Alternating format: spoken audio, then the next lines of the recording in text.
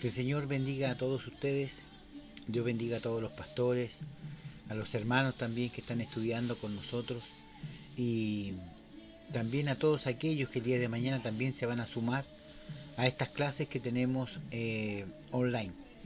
Bien, el día de hoy nos compete revisar, estudiar y ver la materia de la hermenéutica especial. Vimos la clase anterior, hermenéutica general, ahora vamos a ver la hermenéutica especial, vamos a ver su definición y las materias que conllevan el estudio de esta hermenéutica. La hermenéutica especial es la regla de interpretación que rige géneros específicos de la Biblia. Incorpora el estudio de figuras literarias como metáforas, parábolas, proverbios, hipérboles, símiles y otros matices interpretativos. Como vemos acá en nuestra hoja, vamos a tener 8 tipos de interpretación, donde vamos a ver las figuras literarias, los tipos, los símbolos, las parábolas, las alegorías, fábulas, adivinanzas, enigmas, proverbios, poesía hebrea e interpretación de la profecía. Y comenzamos con las figuras literarias. Primero vamos a ver el símil. El símil es una figura literaria que describe algún objeto, acción o relación con semejante a otra cosa no similar. El símil usa las palabras como así o semejante, etcétera, declarando expresamente la semejanza entre las dos cosas. Esta figura es la más sencilla de todas y la más fácil de identificar. Veamos por ejemplo la semejanza expresamente declarada en el texto como dice el libro de Proverbios 26.1. Dice, como la nieve en el verano no conviene, ni la lluvia en la siega, así, ahí está la palabra clave, así no conviene al necio la honra. Otro ejemplo vemos acá, dice, hay casos cuando el símil existe como implícitamente, es decir, la semejanza entre las dos cosas diferentes solamente se da a entender. En Proverbios 26.3 leemos, el látigo para el caballo, el cabestro para el asno y la vara para la espalda del necio. El escritor dio a entender que las tres cosas son iguales y son propias, en este caso, del castigo, la conducción, etcétera. Es decir, está haciendo una similitud, ya, el símil. Eh, y esto es importante porque la Biblia está llena de símil. Por ejemplo, cuando una persona está muerta, se le dice que está durmiendo, está asimilando la muerte con el dormir.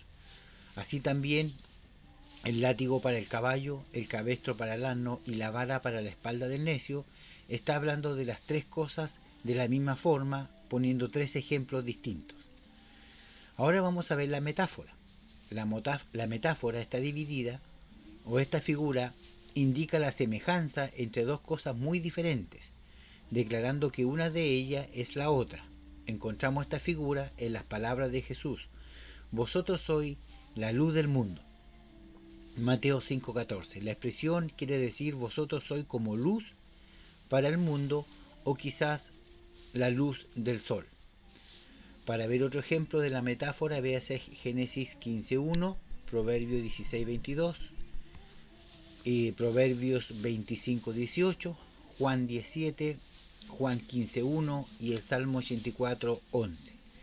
Esto tiene que ver con las metáforas. Cuando él dice, y vosotros sois la sal de la tierra, ahí tenemos otra metáfora, ¿cierto? Que usted como persona es como sal.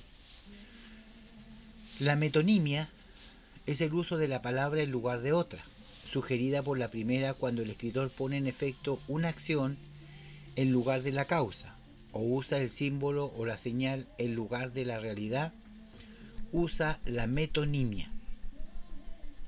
En Joel 2:31 el profeta dice, el sol se convertirá en tiniebla, ahí tenemos, ¿cierto?, una metonimia, el sol se convertirá en tiniebla, lo que brilla se oscurece, la luna en sangre, antes que venga el día grande y espantoso de Jehová. El sol nos hace pensar en la luz y la falta del sol en la tiniebla. Y la luna también se oscurecerá para verse roja como la sangre. Pero en todo esto, Joel habla del juicio de Dios, que es la causa. El efecto es la oscuridad de la que Joel habla. En 1 de Juan 1.7 dice el apóstol: si andamos en luz, como Él está en luz, tenemos comunión unos con otros. La palabra luz es símbolo, ¿cierto?, metonimia, de entendimiento y rectitud. Al decir luz, el lugar de la realidad espiritual usa una metonimia, es decir, la luz vendría siendo la realidad espiritual, pero usa una metonimia en donde habla con respecto, ¿cierto?, a el entendimiento. En Génesis 6.12 y Génesis 31.42, el estudiante puede ver ejemplos de uso del efecto y la causa de esta famosa metonimia. La sinécdoque, recuerde que todas estas son figuras de dicción que están en la escritura y que debemos nosotros también conocer. Ocurre la sinécdoque cuando el escritor apunta una parte por el todo y el todo por una parte. En el Salmo 16.9 dice David: mi carne también reposará confiadamente. La referencia es la resurrección de Cristo. Según Hechos 2.31, por supuesto habla de la resurrección de todo su cuerpo y no solamente de su carne, porque en sí la carne no significa los huesos, el cabello ni la uña. La palabra carne es una sinécdoque, por todo el cuerpo es una parte del todo. En 1 Corintios 11.27 Pablo dice: cualquiera que comiere este pan y bebiere esta copa, la copa llena se usa aquí por la pequeña parte que bebe el comulgante, esta es la sinécdoque, pero la copa se pone aquí en lugar del contenido, el vino. Esta es una metonimia. Entonces vemos que dentro de la figura de dicción tenemos, ¿cierto?, estas palabras que a nosotros nos ayudan a comprender el propósito de lo que se está, ¿cierto?, contando, entregando o explicando. La hipérbole, en el idioma griego, la palabra hipérbole significa tirar más allá del blanco. Como figura literaria significa la exageración de una idea. No debe ser entendida como mentira, la cual tiene la intención de engañar. La hipérbole exagera de una manera evidente para dar énfasis al pensamiento. Es decir, la hipérbole es ponerle color, en este caso, al dicho. En Deuteronomio 1.28, Moisés recuerda las palabras de los espías que fueron enviados para investigar la tierra. Decían que las ciudades eran grandes y amuralladas hasta el cielo. Así dijeron a entender que sería imposible vencerlas. Nadie entendió esta palabra literalmente y Moisés tampoco tenía la intención de tomarla literalmente. La misma figura se encuentra en Números 13, 32 y 33. Recordemos nosotros que cuando la torre de Babel también se estaba construyendo, era una torre que llegaba hasta el cielo, pero nunca llegó hasta el cielo, sino que era alta y al mirarla de abajo hacia arriba, se veía que llegaba hasta el cielo, como que tocaba el cielo, pero nunca tocó el cielo. Es una hipérbole, es una exageración del dicho. Por ejemplo, cuando los mismos espías dicen nosotros éramos como langosta al lado de los gigantes de Anac que estaban, cierto, en Canaán, está queriendo decir que no eran nada, pero era una exageración. Esas se llaman hipérboles. El eufemismo, que es muy usado en la escritura, esta figura consiste en expresar con suavidad o decoro una idea que bien podría ofender a los lectores u oyentes. En lugar de decir orina o defecar, el escritor moderno prefiere decir algo como hacer las necesidades. Y ahí vemos, ¿cierto?, cómo se cambia la palabra por un eufemismo. Hacer sus necesidades tiene que ver con una palabra, obviamente, orinar o defecar, pero se ocupa una palabra más bonita para embellecer el lenguaje. O para decir voy al baño o al monte. Estos son eufemismos modernos. En Deuteronomio 23.13 leemos la expresión cuando estuviera allí fuera, en lugar de lo que dice en hebreo, cuando te sientes. Las dos expresiones son eufemismo para evitar el uso de la palabra defecar, ya cuando estés afuera. O cuando, por ejemplo, uno va a tener relaciones con su pareja, con su esposa, se le llama, ¿cierto? Y se unieron, están, ¿cierto? Tomaron para sí a la persona. Entonces son palabras que embellecen el lenguaje para no decir la palabra tan vulgar. Eso es un eufemismo. En Primera de Reyes 18:27, Elías se burla de los seguidores de Baal diciendo, según la versión antigua, quizás tiene algún empeño o según la revisada versión de la Biblia, tiene algún trabajo, pero la expresión es un eufemismo por no decir que estaba en el baño o defecando. Eso es cuando Elías se presenta a los sacerdotes de Baal. Cuando ellos levantaban la voz, se sajaban los cuerpos y su Dios no le respondía. Entonces Elías se burla de ellos y le dice, a lo mejor está en el baño, pero se lo dice de otra forma más bonita a través de un eufemismo. El acto sexual, la cohabitación, se expresa de varias maneras en la Biblia. En Génesis 49:9, Jacob se refiere al pecado que cometió su hijo Rubén, diciendo, subiste al lecho de tu padre, cuando se acostó con su esposa. Entonces te embeleciste, subiendo a mi estrado. Pero la versión popular, más moderna de la Biblia, habla más claramente, deshonraste mi cama al acostarte con mi concubina. Aún así, las dos expresiones son eufemismo de una relación ilícita. En Génesis 4:1 leemos que conoció a Adán a su mujer, Eva, en lugar de decir que tuvo relaciones sexuales con ella. La misma palabra se usa en Génesis 19:5 para hablar de las relaciones homosexuales. En Génesis 39:7, la mujer de Potifar le dice a José, duerme conmigo, aunque la versión popular le dice, acuéstate conmigo. Otra vez, las dos expresiones son eufemismo para poder decir, tengamos relaciones. El muslo, parte superior de la pierna, desde la rodilla hasta la cadera, que es yarek, también aparece como lomos en Génesis 46:26, en números 5, 21 y 27, donde se refiere a los órganos reproductores masculinos.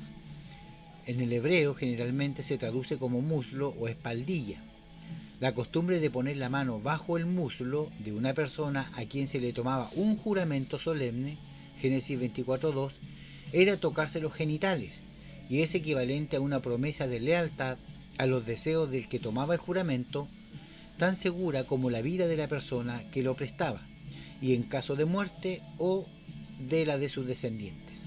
Entonces vemos que estas frases, estas palabras, y juraron por el muslo, tiene que ver, cierto, con un juramento tocándose los testículos. Aunque la definición de muslo dice en el eufemismo que es, cierto, desde el pie hasta la pierna, hasta arriba. ¿Ya? Pero esas son eufemismos, son palabras para embellecer, en este caso, el texto bíblico. Eso es lo que podemos ver con la figura de dicción. Ahora vamos a ver los tipos. Nosotros en Cristología estuvimos estudiando algo de los tipos y antitipos, así que esta materia no va a ser tan difícil de entender. Los tipos. Otra característica del tipo es que representa alguna realidad espiritual futura cuyo significado iba a ser manifestado en su plenitud. Solamente después de la venida de Cristo, el tipo no es solamente un símbolo que no tiene nada de profético. El símbolo es común en toda la literatura y lenguaje. Lo estudiaremos en el siguiente capítulo, pero las personas, lugares, eventos, objetos e instituciones tipos, así se les llama, contenían en sí algún valor espiritual aparte de su aspecto profético. Si el tipo prefigura una realidad espiritual, el antitipo es el cumplimiento del tipo.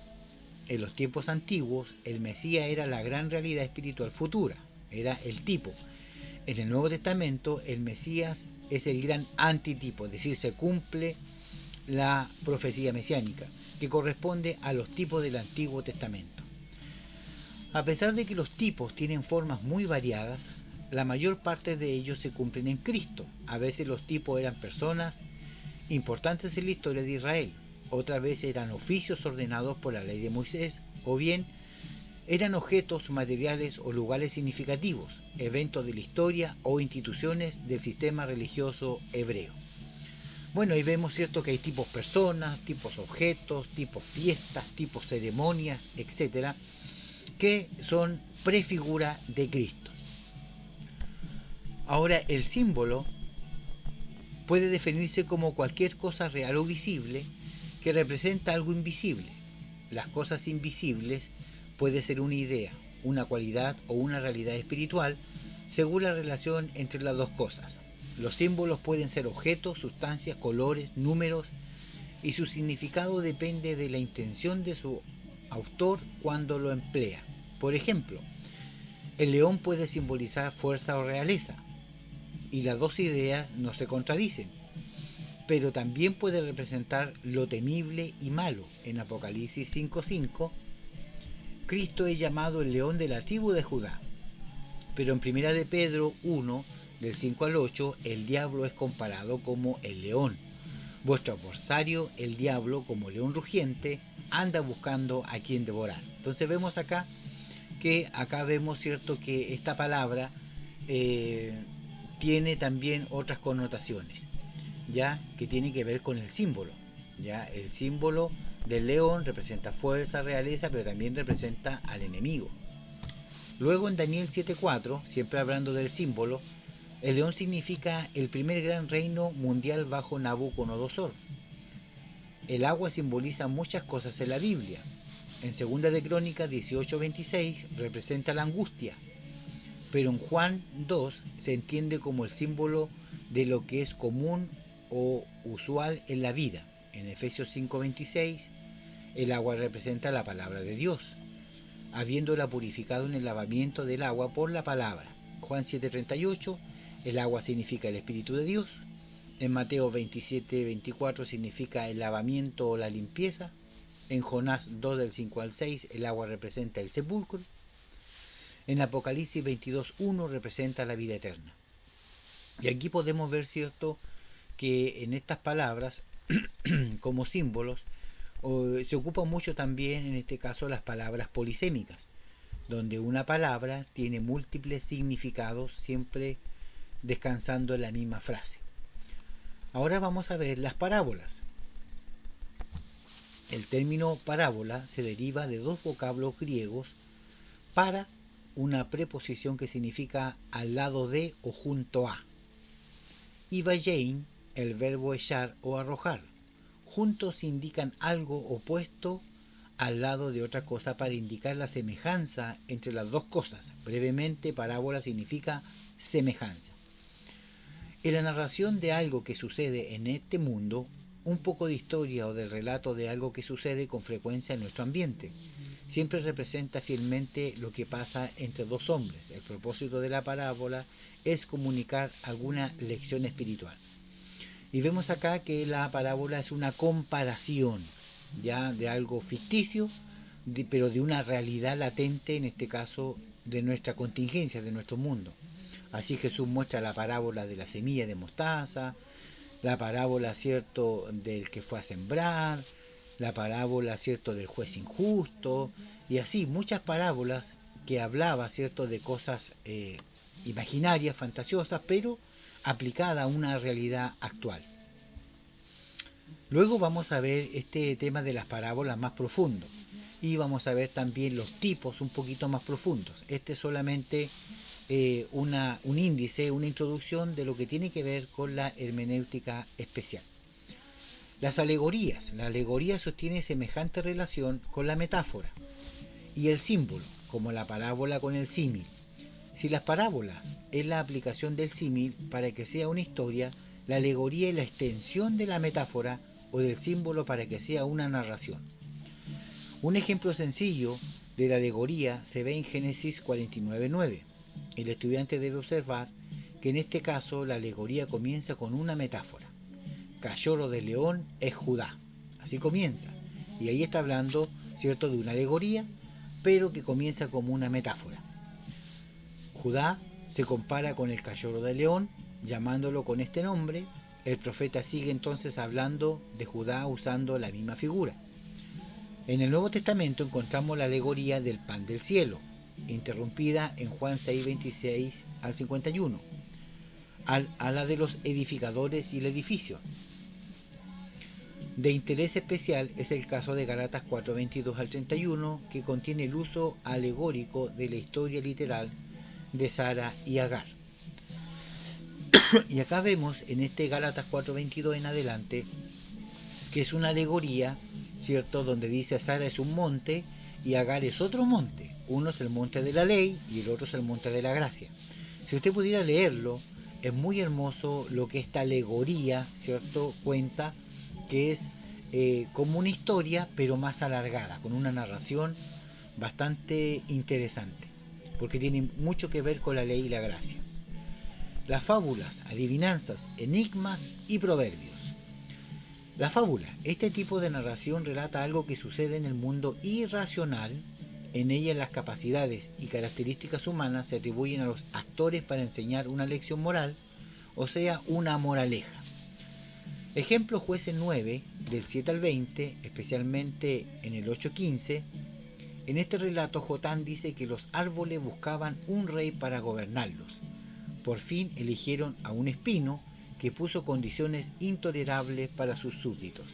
Y esta palabra es bien hermosa porque yo recuerdo una vez me tocó predicar sobre este sermón y dice que los árboles, ¿cierto?, querían buscar rey. Ellos querían un rey que los gobernara. Y aparece, ¿cierto?, esta fábula que es una historia en donde los árboles hablan, en donde los árboles piden un rey y eligen ellos, ¿cierto? Y aparece este famoso espino con condiciones intolerables para sus súbditos, que tiene que ver la fábula con una realidad del pueblo de Israel. Las adivinanzas. Las adivinanzas es un enigma propuesto con el único fin de hacer que el oyente la resuelva. Se encuentra usualmente en forma poética, especialmente en la Biblia. Por ejemplo, la adivinanza de Sansón en Jueces 14:14 es famosa. Su forma poética se puede observar en las versiones modernas. La versión popular dice: del que comía salió comida y del que era fuerte salió dulzura. Otros textos dicen que salió miel. Entonces vemos acá de que esta adivinanza que hace cierto Sansón para que los filisteos pudieran descifrarla tiene que ver con las adivinanzas.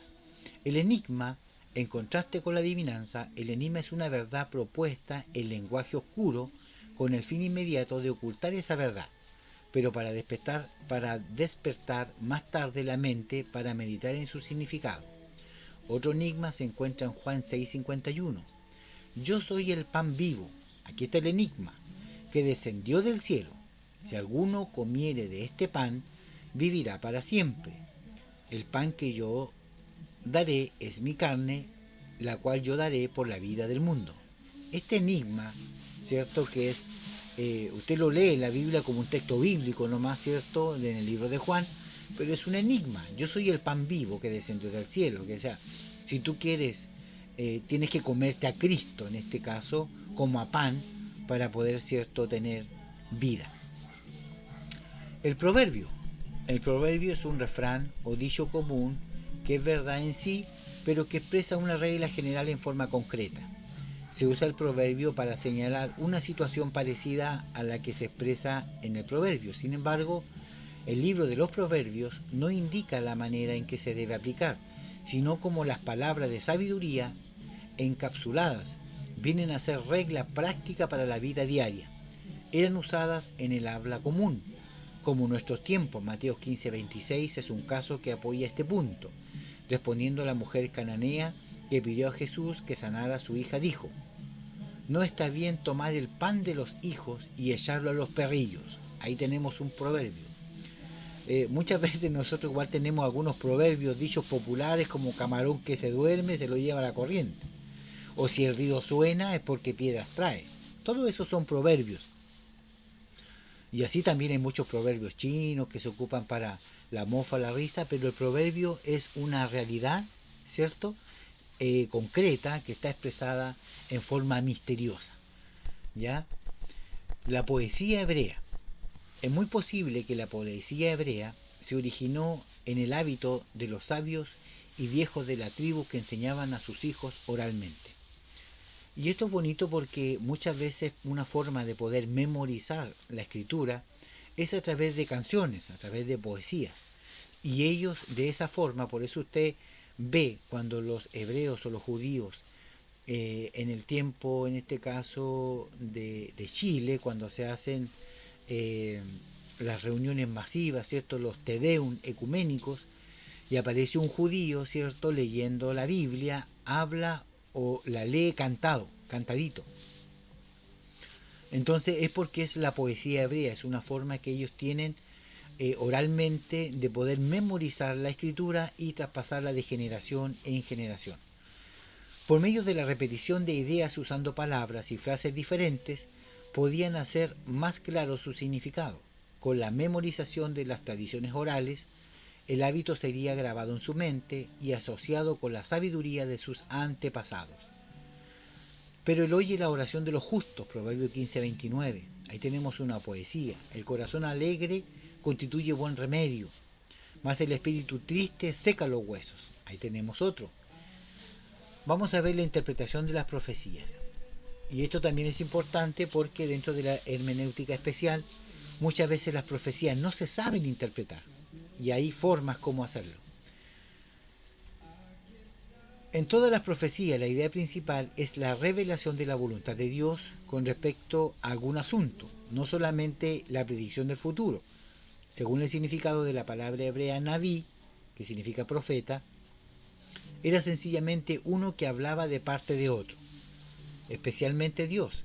Esta definición es necesaria por una sola circunstancia bíblica, Éxodo 4:16 y Éxodo 7:1, en la que Aarón es llamado el profeta de Moisés, pero en los demás casos esta palabra se usa de lo que hablan de parte de Dios con respecto al futuro, fuera lejano o inmediato. Antes de que la palabra naví se usara comúnmente para los profetas, estos eran llamados videntes o roe, como en los días de Samuel, 1 de Samuel 9:9. Este término contiene la idea de uno que conoce cosas secretas, aún del futuro, no por la etimología de la palabra, sino según el uso local. El profeta reunía en su persona la capacidad del vidente y del predicador. Es decir, el profeta del Antiguo Testamento era profeta, era el que anunciaba, pero también era el que veía, el que tenía cierto esa visión espiritual para poder saber lo oculto y lo secreto, que son dos cosas distintas. Una cosa es hablar, el profetizar, cierto, como profeta, como naví, el hablar, cierto, en boca de otros, es decir, yo recibo el mensaje de Dios y yo lo comunico, ese es un naví. Pero un roe, cierto, que tiene que ver, cierto, con el vidente, tiene que ver con las cosas ocultas y secretas que nadie puede conocer ni revelar, solamente el Espíritu de Dios.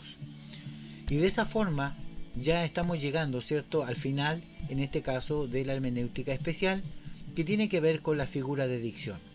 Yo sé que muchos de ustedes a lo mejor no se la van a aprender, pero sí es bueno tener el conocimiento de que la Biblia está llena de poesías, llena de parábolas, de enigmas, de misterios, de metonimia, de eufemismos, y muchas veces nosotros lo leemos pero no sabemos qué figura literaria es y cómo debemos tratarla.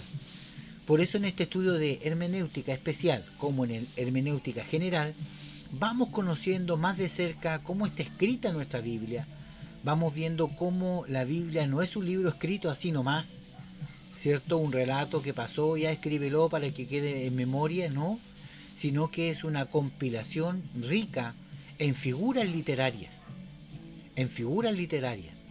Hay poesía, hay prosa, hay proverbios, hay parábolas, hay metáforas. No solamente hay historias bíblicas, sino que está enriquecida de muchas figuras literarias que a nosotros nos aclaran el panorama y podemos entender cuando dice, si tu ojo derecho es ocasión de pecar, sácalo. ¿Estará hablando literalmente? ¿Estará ocupando alguna figura de dicción? Entonces es necesario que nosotros vayamos y estudiemos el texto en su contexto, en el griego, en el hebreo, a través de la tradición histórica, y de esa forma vamos sacando la enseñanza que quiso dar a entender el escritor. Por eso yo les recomiendo que hay un libro que es uno de los más completos y los mejores que está en las librerías cristianas, que tiene que ver con figuras de dicción, que es el siguiente.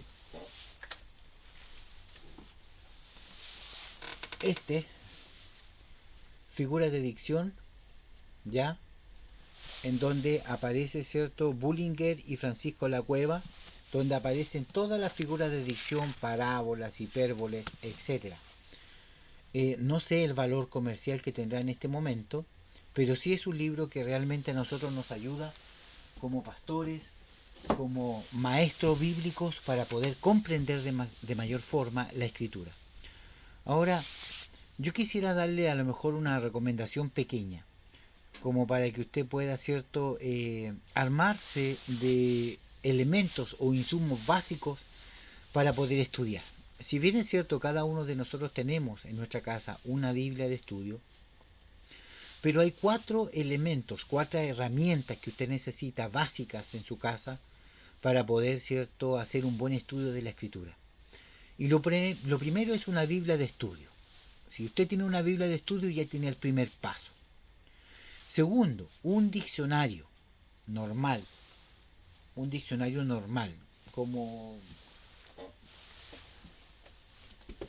un diccionario normal, por ejemplo, como este, es un diccionario bíblico normal con palabras bíblicas, ya, aparte de su Biblia de estudio, su diccionario bíblico,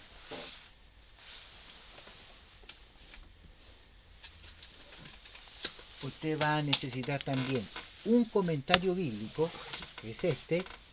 Hay muchos comentarios bíblicos, pero este es uno de los más completos, y este tiene comentarios de todos los textos bíblicos de Génesis a Apocalipsis. Usted tiene alguna duda de un versículo, va aquí y puede de alguna u otra forma tener una mayor comprensión del texto. ¿Ya?